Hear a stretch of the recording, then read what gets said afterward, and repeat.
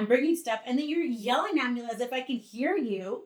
I was not yelling. I was just making sure that she could hear me. And you can't hear your deaf. Like, that was so Saco mis cadenas, basta de peleas.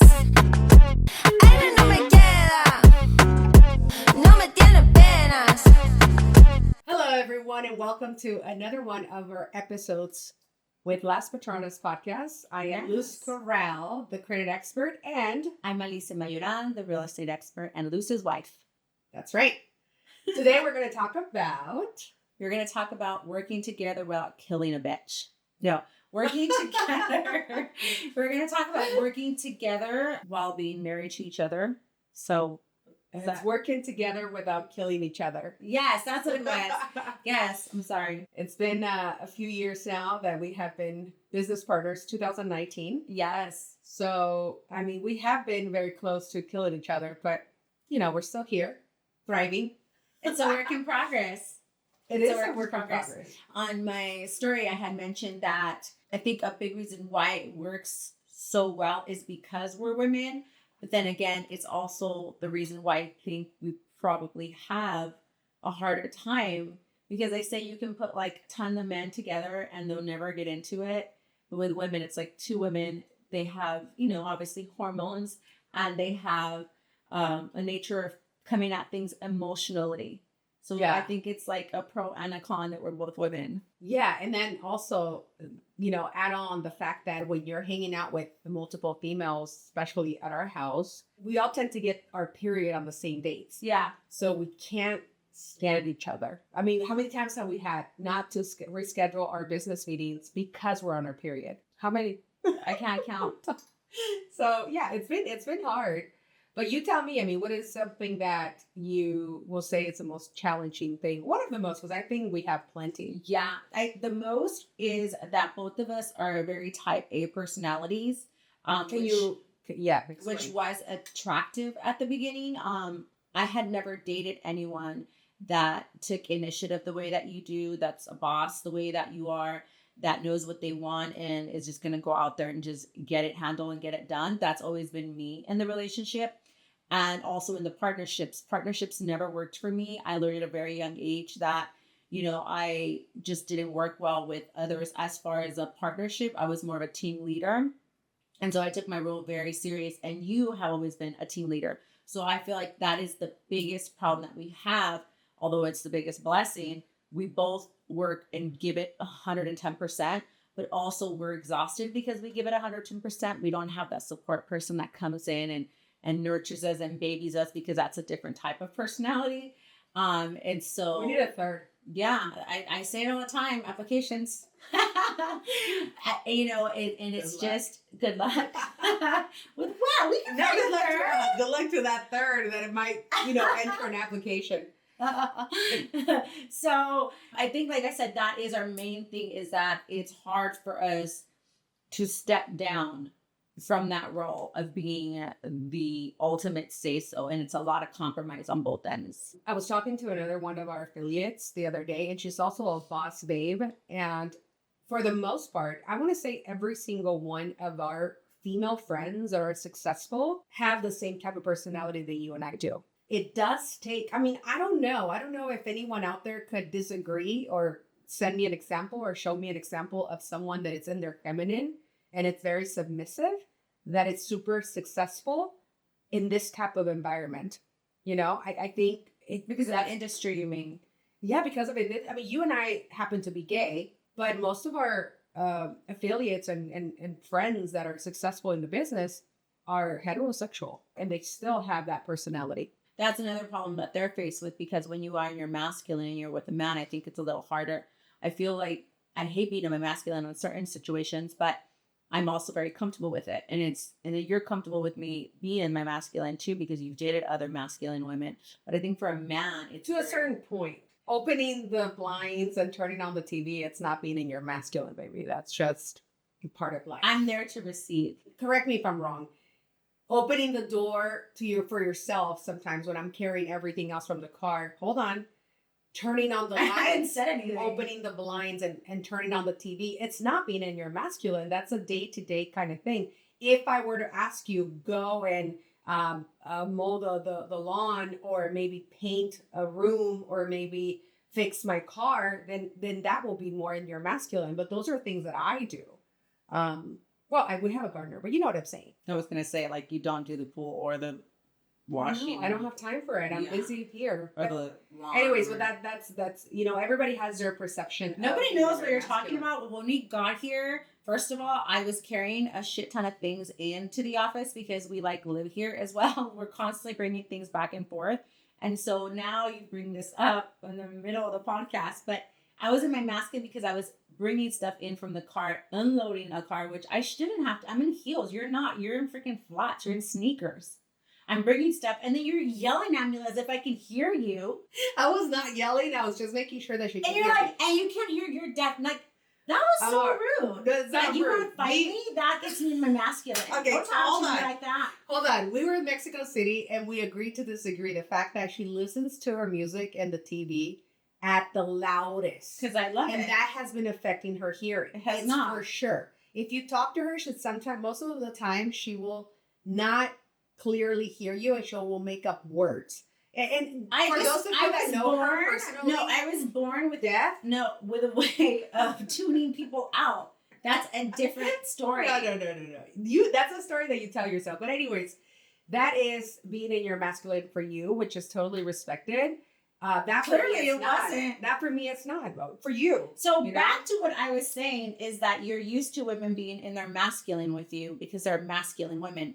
But with men, it is very difficult for men to accept a masculine woman. When I was married for 13 years. And in hindsight, I was the masculine role in the relationship. When I would pick houses to buy, I was the one that, got the estimates, negotiated everything. And all he had to do was make sure that he was there so that person wouldn't kill me, So he was very much like my bodyguard in that sense, but I was the one that made the decisions, that did the math, that said yes. I never asked him, like, is this okay or would that work? Because I was always very much in my masculine. But for most men, I guess, from what I've heard from women that are like us, it's very difficult. So if you're in a work relationship, I do feel like in some ways there has to be one person that is more not submissive so much. I think just more open-minded. And you and I happen to have always met the role of we didn't have to ask permission or,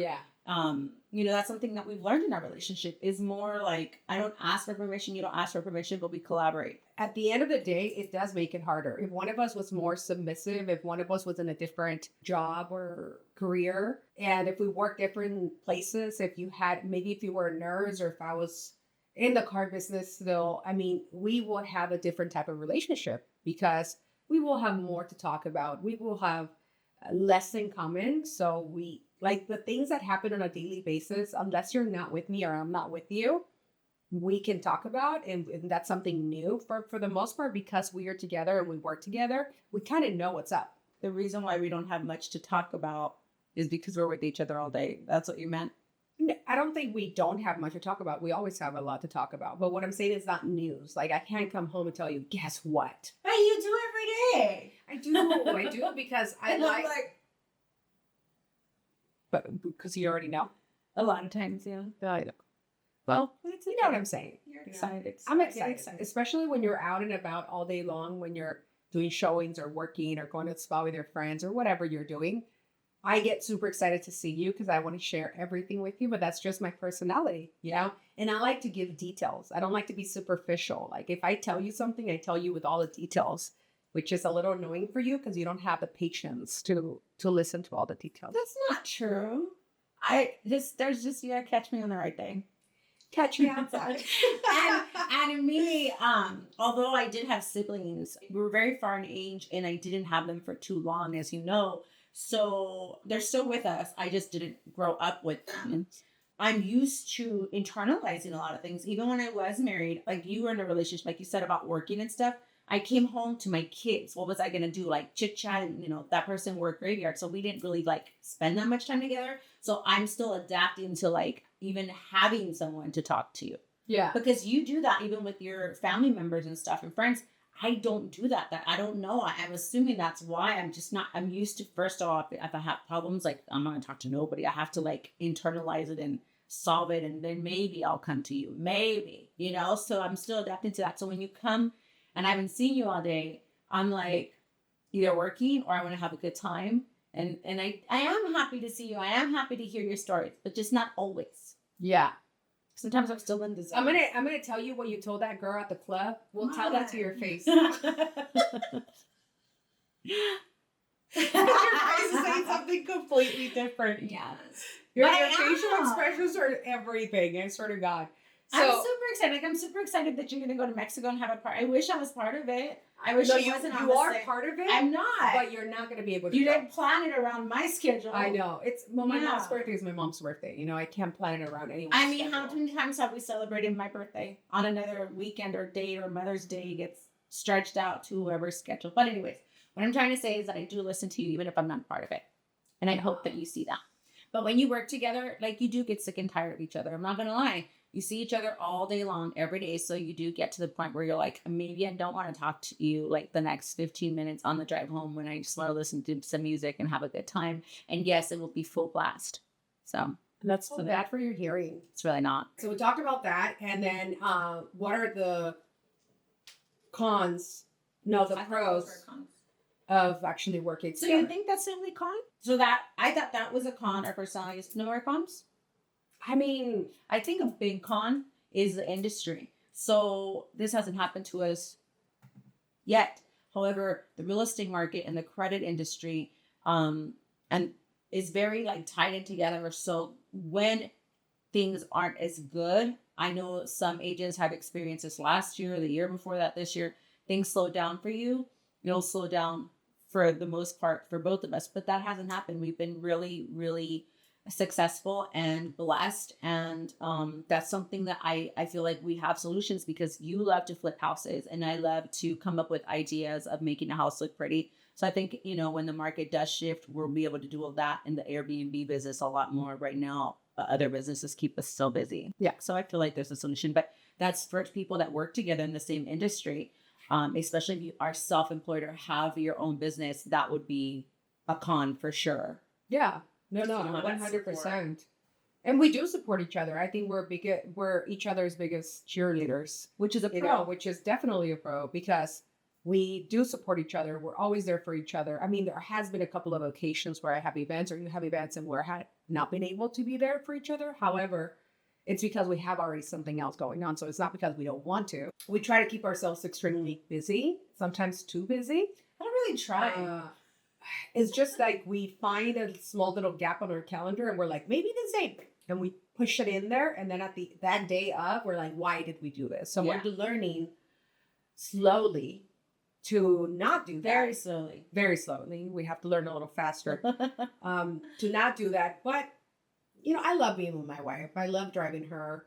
I love, you know, taking care of her and making sure she's safe. And, you know, if she's hungry, pulling over, getting something for her to eat, or if she's, you know, craving Starbucks, which you hardly ever do. But, you know, little things like that do make me happy and make me feel at peace. Those are the things that I enjoy. And if I could get my work done while being with you, because a lot of the times I have never turned my back on an appointment. I've always taken care of my appointments, no matter where I'm at. Mexico, wherever we go, we're always working, which it's nice for you to step back a little bit and take a break. However, being there for each other and supporting each other and knowing about each other's business has helped us big time. Yeah, which is another pro. I know, God forbid anything ever happened, that I would be able to step into your role. Obviously not do it as amazing as you, because this is what you've done your whole life. But I would know that I would be able to hold it together until you return. And I think vice versa, you know, that we are in each other's businesses enough to where we are that support. Like, in case anything were to happen, I feel like we are able to help each other and not affect the company, which I think a lot of people that don't work together, I mean, it'd be impossible. I mean, we can go on and about everything, you know, that has to do But with that's what we're doing. What is the pros and cons? We just don't have a lot of battery on our camera. So what other we talked about pros and cons already. And then do we have anything else I want to add? We throw events together. So that's really, really cool because we get to kill two birds, one stone. Yeah, and the budget. And the budgeting and everything else. So it's pretty cool that we do that. People know that when we're having an event, it's the both of us. We kind of like know the same people. Obviously, you know a lot more people than I do because you've been in the industry for so long. But I do know some of the, the closest people. So it's really, really cool to have been able to, collaborate with you on every single way, shape, and form.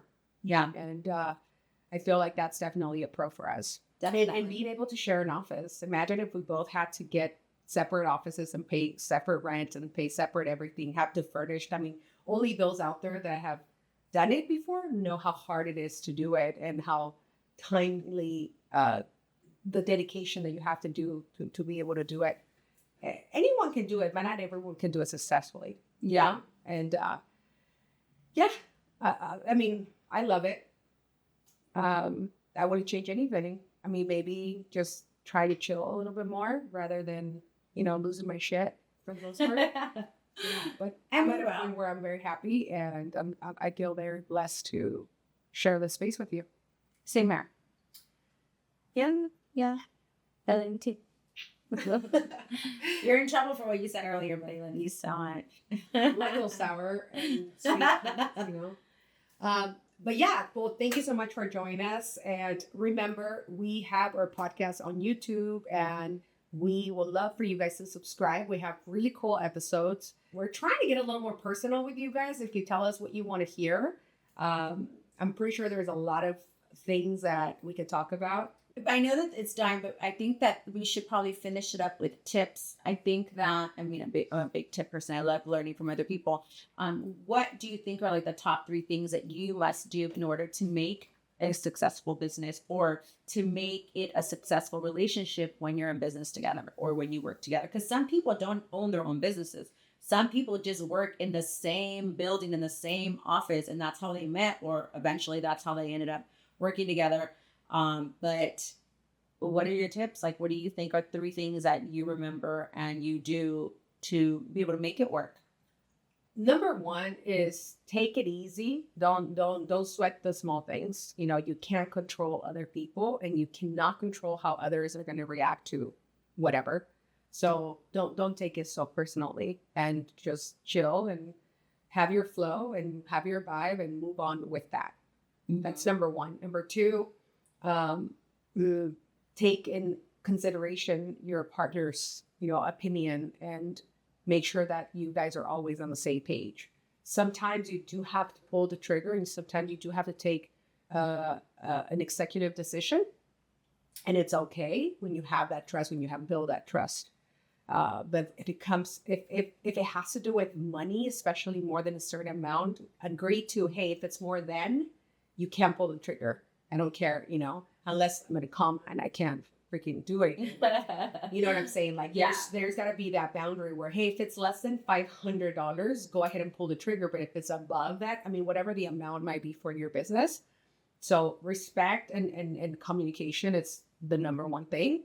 And then number 3, I would say, stay in your lane.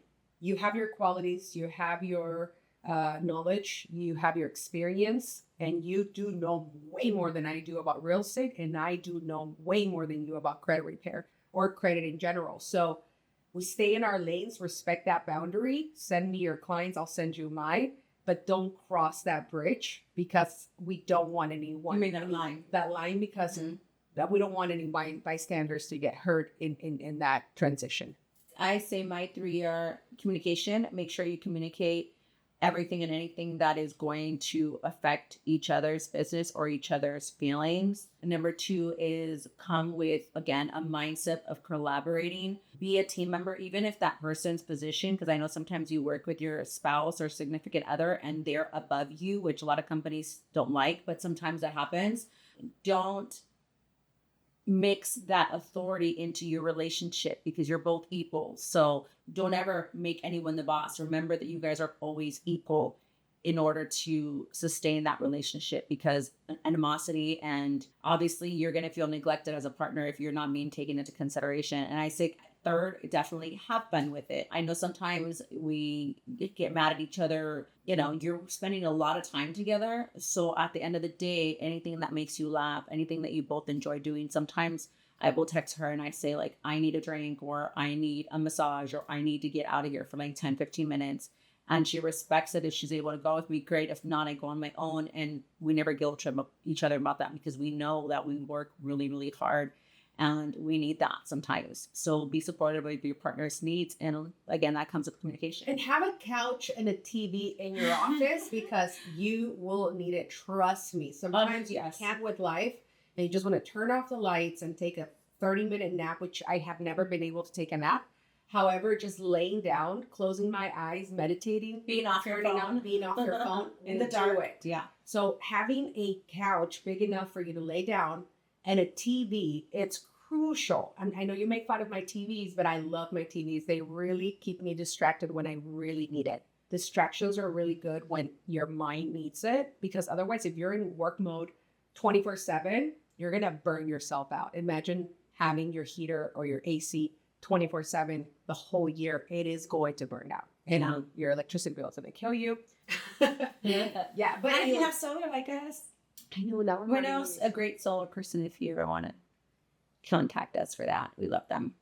But thank you so much for joining us, and we leave your comments. And don't forget, we are going to add our link to our YouTube page where you can subscribe and listen to all of our podcasts. They're pretty fun. Yeah, and the link's also already in both of our Instagram bios. Yes. We hope to see you next time, and thanks for being part of our podcast. Yes, bye. Saca mi cadena.